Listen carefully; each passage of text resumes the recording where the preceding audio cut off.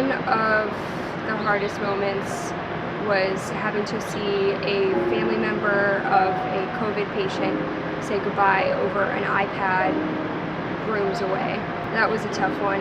I can't imagine how hard it would be to be saying goodbye and you can't see your loved one and then they're gone.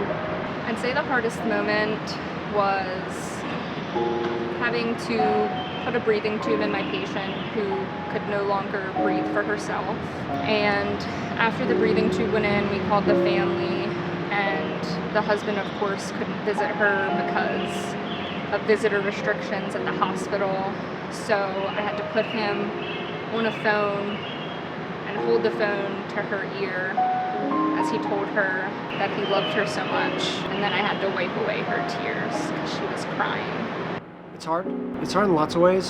Since it's a new virus, we don't have any experience with it. For most diseases, I'm used to seeing it and taking care of it, and this, I don't have any starting place. I know what I'm hearing from New York. I've read all of the papers, it seems like, but no one knows what the correct answers are, so there's a huge amount of uncertainty, and people are really, really sick.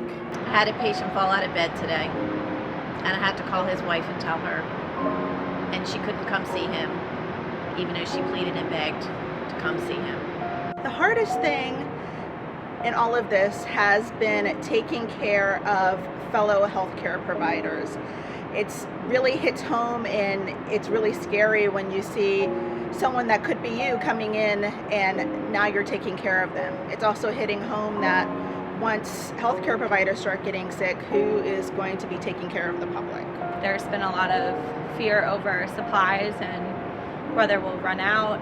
And then obviously there's a fear that we will see patients and not be able to do everything we normally can to help save patients' lives.